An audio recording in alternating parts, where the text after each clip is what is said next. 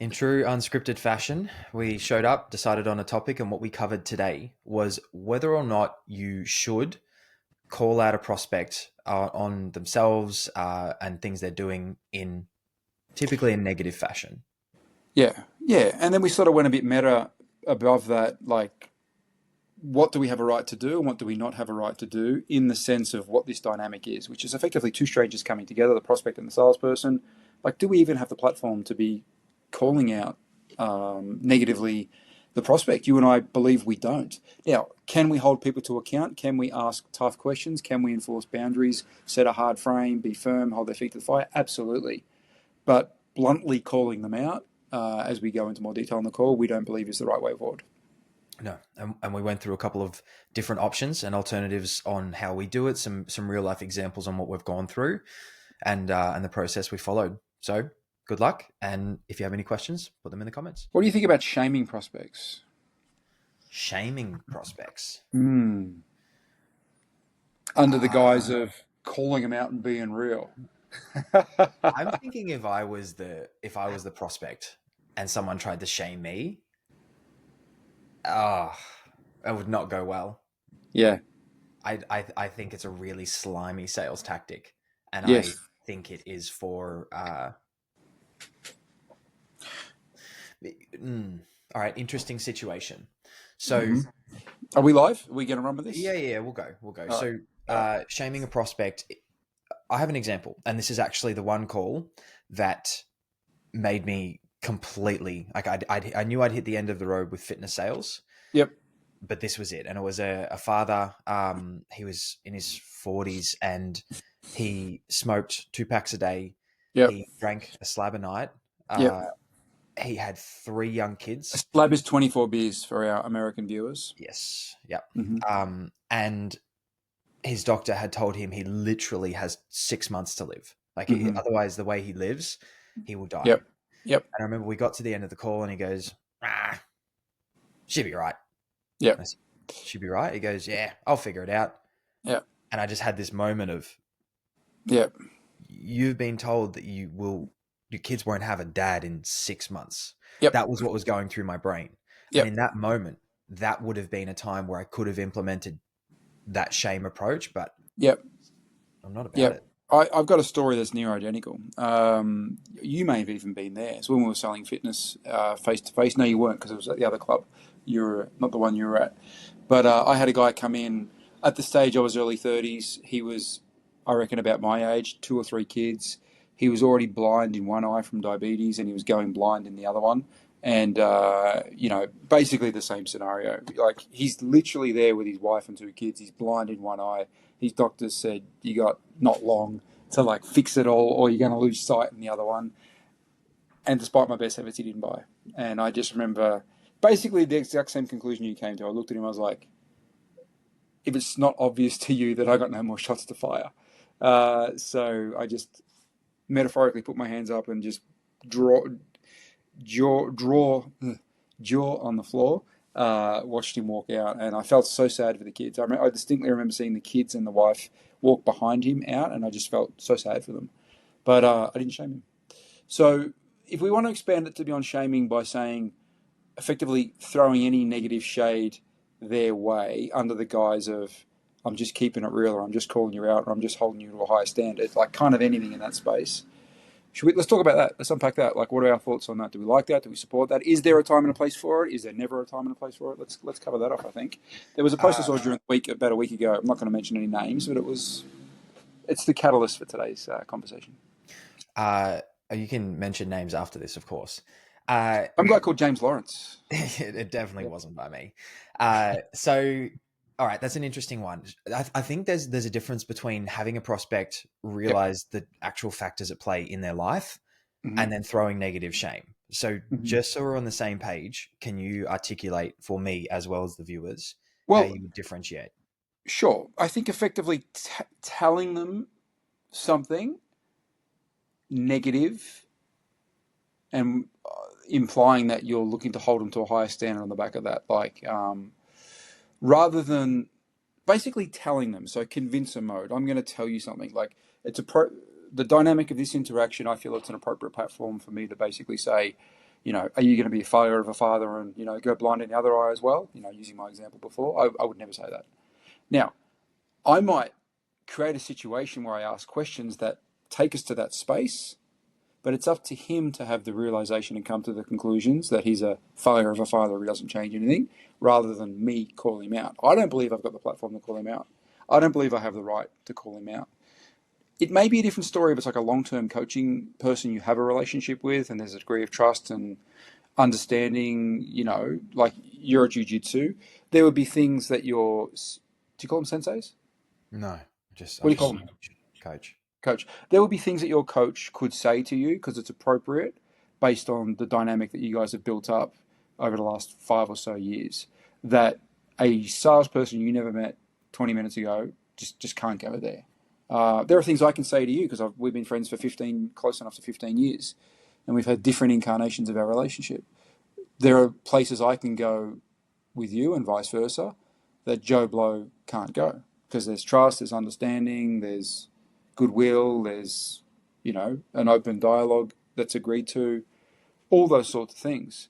I don't necessarily feel you're potentially getting something out of going there, whereas you're always open to the accusation that I'm just trying to do whatever it takes to get a sale so I can line my pockets and, that's what I do because I'm a typical salesperson. Mm-hmm. So I don't believe, in simplistic terms, I don't believe in ever shaming a prospect. I don't believe in ever making strong negative accusations to them as a statement or in a way that I'm telling them things. But because I just don't think we have the platform to do it. I also don't believe it's effective, and I don't like the feelings associated with that either. But I am open to going into that space on the back of questions so that they can conduct an internal analysis / audit, come to their own conclusions, and then tell you how they feel about it. I don't want to accuse them of something, but I'm willing to ask them questions so they realize and tell me they are what I was going to accuse them of. So that's an interesting one. So we'll talk. You mentioned something before about what you're selling. So I think this was selling an offer, and it was for successful men who weren't showing up as a father, Yep. husband for themselves. And on those calls, uh, given the nature of the program, we were harsher. Now, I never threw shade. I never made them feel negative or anything like that. But I didn't, probably more than usual, let them get away with lying to themselves, lying to me, just the thinly veiled things. Because I knew as soon as they got in there, if they couldn't handle a little bit of that on the call, it would just not go well. So that was the directive of the owners: be stern, don't be a dick, Yep. but just be stern with them. So that was good, but never at any point was I saying, you're a shit father, you're a shit husband, you this, you that. It'd be conversations like, they've just said that they have a daughter. And this was a directive from the owner. It was incredibly powerful conversation. They weren't being the husband that they needed to be. They admitted that they treated their wife poorly. They wouldn't respect her and did it in front of the kids. And the question was, 15, 20 years down the track, your daughter brings home a boyfriend and he's sitting at the table and Mm-hmm. speaking to her the same way you speak to your wife in front of her. What happens then? Yep. And you kind of having them realize that what they're telling themselves about their behavior is unacceptable and giving them a different frame, but never at any point I would say or shame them or guilt them. It's asking questions to have them realize the factors at Still, play. it's Where's the still line? it's in simplistic terms, question based versus statement based. The way you did that then was still a question, and you didn't pass judgment. It was a neutral question. The other way is passing judgment, very much putting my flag in the ground of I'm in team, you're a bad father, I'm going to tell you that. And, maybe that will move you into action. I don't go there. So I might, using your example, and for it to be congruent with how I like to talk to people and what I think is effective to actually potentially move them as well, I might say something like, well, listen, you've made it really clear in the last 20 minutes, how the interactions with your wife have gone over the last period of time, and you've made it clear that at the end of the day, you're not happy with that. I have to ask, you mentioned you got a young daughter earlier. No doubt she's observing or will observe the interactions between you and your wife. If we fast forward in the future and we're 10, 15 years and, basically everything continues as it is, where do you think that takes your daughter in 10, 15 years in terms of how she sees relationships? Like to a good place, to a bad place? I mean, what's your read on that? It's all question based. Are you able to give me some context as to what the post actually said? Not really, because I can't remember, and it doesn't really matter. But and I don't really want to go too granular on what the post was, but it was, I don't know, it was basically along the lines of you need to do this, or you're showing up like this, or Yeah. and that's not serving you, and you need to change, and you need pontificating, you should, you should. I don't like telling in simplistic terms. I hate being told what to do. I don't like telling other people what to do. The only really people I tell what to do are my kids, really. And I don't even really like doing that, but I do it because I have to do it because it's part of being a dad at this stage of their journey because they're young. But where possible, I try and make them realize, ask them questions, but they're 6 and 8. Mm. So I don't like telling people what to do. And I don't believe in most interactions as a salesperson. I've got the platform or the right to tell them what to do. Isn't that interesting? I genuinely, this is why neither of us are employees. I don't like Yeah. people telling me what to do, but I also don't like telling people what to do the same as you. And Yeah. I find that I would rather surround myself with good people who know what to do. And if they have questions or need support, I'll guide them. Yes. But even in a sales setting, I'll never tell someone what they should do. I'll have them realize either through questions or I know Yes. you don't do a lot of this, but I like stories and examples and have Yes. them uh, build a connection or see themselves in the story. And it might Yes. start with actually, you remind me of someone, or it might be, hey, we actually had a guy who had similar things go through. Yep. And Yep. you can take them by the hand, walk them through, and they within themselves are like, yep, that's me. That's what I'm Yep. feeling. That's where I'm going. Yep, those are the potential consequences. But this guy is saying this. I can see myself doing that. Whereas Yes. if you take a lot of these people and you try and push them, it's Yep. just not going to happen. No, I totally agree. I totally agree. Look, in simplistic terms, apart from the fact that neither of us like being told what to do or telling others what to do, and I don't think either of us believe we have the platform as a salesperson to tell other people what to do, we're two strangers. They didn't come onto the call expecting to be told what to do, and they didn't ask for it, and they didn't expect it. And what gives me the right to do it? Who am I to tell this person what to do? It's their life, it's their journey, their outcomes, their consequences. Mm. I don't believe I have the right to tell people what to do in that context. There are other relationships where maybe you do, maybe like I used your jiu-jitsu coach earlier. That's different. You guys have agreed to a certain dynamic, and it's long term. Blah blah blah blah blah. But Oh, apart you know from what's the, interesting? yeah, Before we move past this, yep, uh, I think of every time I've gone into a department store, like Good Guys, mm, JB, or whatever the US equivalent is, yep, and if you have a salesperson there, yeah. The equivalent in the US is good. Best Buy, Best Buy, cool. Best Buy. Yep. Uh, Now, I'm thinking about the different kinds of salespeople, and a good salesperson will ask me what I want, why I want it, this, that, or the other. But the average salespeople, I might go in and say, I want to buy I don't know, speakers, surround sound, Mm, something like that. mm, That's actually the example I'm thinking of. And I saw one, I was like, oh, that looks pretty cool. I like that, looks good. And then he said, oh no, you should get this one. And then mm, instantly I got a bit defensive. And then mm, it's like, mm, oh, I'd already decided I wanted to buy something. mm, Now you've added something else in. And then mm, me being me, asked him the questions like, oh, why should I buy that one? Oh, it's just better. But what about it mm, makes it better? mm, Oh, well, we just sell more of them. mm, Right. But why do mm, you sell more of them? How I mm, know this about this. How does mm. that compare? I'm not too sure. You'd have to look that up. Oh, so I have Yeah, to go away and yeah, look it up now on your recommendation, where you told me I should do. yeah. So it just opens up all of these other areas. Yes, yeah. Now he could an alternative way, like to cover the same terrain, but in a way that wouldn't have triggered, like that triggered fight or flight in you. Fight in this case, you got kind of antsy and like, I'm going to It show wasn't you. fight. There was no aggression. It was just like, oh, But you've now added something to the conversation, and if you are an expert, you'll be able to back it up. Like, cool, that makes a decision. I'm speaking to an that expert. that's still a version of friction, Yeah. and I can see the way you reenacted that. It took you to a negative emotional place. I mean, there's scales. It's not like 10 out of 10 where you stomp out trashing things as you walk out, but there's a degree of agitation. He's annoyed you on some level. He's annoyed you. And now you've had to use 30, 60 seconds of extra energy to try and reconcile the situation. That annoys you. It Mm. would annoy me too. What would have worked better in that scenario would have been on the back of obviously asking you some questions and understanding, where you're at, what you're looking for, factors in play, like understanding you in simplistic terms. If he had said, James, based on everything you've told me, if I can make a suggestion to you, you might want to look at XYZ because of A, B, C. I guarantee he would have had your attention. And as long as the reasons and justification were fair and it showed that he was listening to you, Mm. you would have gone with him. You would have bought in and gone with him. Whether you buy it or not, it's a different thing.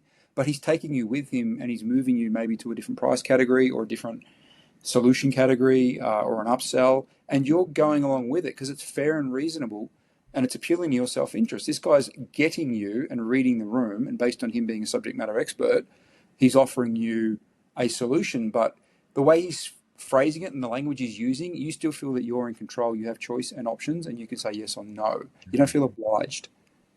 And he doesn't make it feel like he knows more than you do and you're a dum-dum by extension.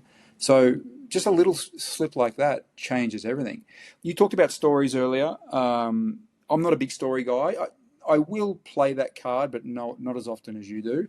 But I really like, what I call ABC plus. So I might say something like, well, listen, based on what you've told me, James, there's a couple ways we could look at it. Do you want me to offer you a couple of options? You'll say yes. We could look at A if XYZ is in play, but if you prefer ABC, we can look at B. And if they don't work, there's some alternatives here. Does A or B appeal to you as a start point? Oh, I like A. Okay, great. Should we look at A? Yes. Bang. You're coming with me. So I can lead you, absolutely, and I should lead you at certain times, but led in a way where I'm giving context. I'm still making you as to why we're doing what we're doing and where we're going and why we're going there, which puts you at ease, doesn't trigger fight or flight from your end. And secondly, you feel that you have choice and options and a degree of control because you're saying, yes, no, that sounds good, I choose A. You feel very, catered to. To me, that's good selling. You won't get resistance and you'll create opportunities that maybe weren't there that a lesser salesperson couldn't create. And I won't annoy you. I'm not calling you out. I hate the idea of calling people out on a sales call. Like if I need to call somebody out, I might say, well, listen, James, I have to ask you, we've been speaking for 30 minutes and you've talked about X and now you're talking about Y. Like, I have to ask because I'm unsure, like, what's going on here? Is it X? Is it Y? Is it something else? Are you unsure as well? Am I unsure? Am I misreading? What's going on here? Because I'm confused. So that's a very soft way of calling you out, but I am calling you out. Go on YouTube and watch one episode of Gordon Ramsay's Kitchen Nightmares. That's been in my feed the last couple of nights, and I've been just laughing so much. But he calls people out, and you instantly see how reactive people get. There's screaming matches, people literally kicking and throwing things. That's how it makes people feel when you call them out. To be fair, I've seen enough of that show to know what it is. To be fair, kitchens are a whole different ecosystem and world itself. When I was 19 in Melbourne, before I went in between going to university the first time and going the second time, I worked in hospitality for 3 years. And in one of the places I worked in a very, very, very busy kitchen, I still to this day don't know how the hell they managed it. They had like 20 orders going simultaneously. All plates came out at the same time. I don't know how they did it. It was so tight. It was so intense. It was so much work, so many sheets of paper going up and orders going out. Like the whole culture around communication there, it basically is barking orders quickly, sharply, aggressively, no pleases, thank yous. That's just the culture of that. So, what I'm saying is more to do with sales situations. Kitchens are a little different, but it's funny to watch though. Sure, I'm sure it is. But the same way that those lower chefs react to the higher chef belittling them or calling them out or humiliating them or whatever it is, we can, if we get it wrong, back to the start of this call, we can absolutely take our prospect to that place. And things ain't good if it's there. Like it's not effective. It doesn't feel good for either party. You might get a little sugar rush, like, oh, I showed you who's boss, but I mean, is that really why we do this work? No. Well, I mean, if that's how you feel, you might win the battle, but you have well and truly lost the war. That person is not on side and you're not working together towards a solution. 100%. So for me, questions always over a statement. And you can make a statement and tuck in a question behind it to turn it into a question. Like, for example, I don't know, I'm just going to make up a terrible example, but I might say, James, that's a beautiful black shirt. Is that a new one or is that just being looked after immaculately? So I made the initial statement. You felt something on the back of that statement, but then I tucked in a question behind it to really open up the conversation and get it going. Like if I just said, James, that's a beautiful shirt, you might I don't know, you might blush, you might go, okay, or weird. We're in a weird place. But if I make said statement and tack on a question behind it, it opens up and moves the conversation forward. So like I always want to be asking questions. Even if I need to make a statement, I'll almost always throw a question in behind it. It generates forward momentum. So to summarize everything, don't call out your prospect negatively or in any fashion, thinking that you're doing them a service or you're doing a disservice if you don't do it. That is very low level and very beginner level sales BS. I would agree with the premise. The only part I will challenge you on, because it's congruent with what we both agreed to earlier, neither of us like telling people what to do. So do what you want. Just know that if you do a version of that, it's, compared to the alternatives, more often than not, pretty low status, pretty low, just pretty low behavior, and expect certain outcomes from that. Because if I said that to any of the people that I speak to on a daily basis, and by extension, the kind of people that you speak to on a daily basis, they would tell us where to go immediately. Do you know what? I actually don't think they would. They would, but hear me out.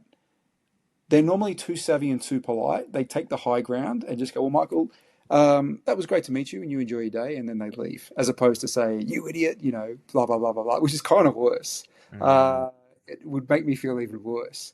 But no, I get what you're saying. Like, that sort of stuff may work when there's a big status imbalance. Like, you're some high profile guru or perceived some high profile guru, and this is some young up and comer, no name. You could probably play that card and you may even be able to make it work. Do you want to build a business on the back of being that person and acting like that? I don't. Maybe some do. I don't. But if said status imbalance isn't in play, you got no chance of pulling that off. No chance at all. It doesn't appeal to the other person's self-interest. And people that have that degree of self-awareness and have an appreciation for the options that they have, they just won't stand for that. Yeah. They'll politely or harshly call you out, or simply walk away or shut down or retreat. But we ain't going to a good place. So do what you want, because it's your journey and not ours. But I would strongly suggest that that's not the card to play. I would agree. Cool. All right, we got there. It was unscripted, and as always, we did not know what we were going to talk about. But we created something from nothing, and I hope the viewers enjoyed it. Easy. All right, I'll see you next week. See you next week.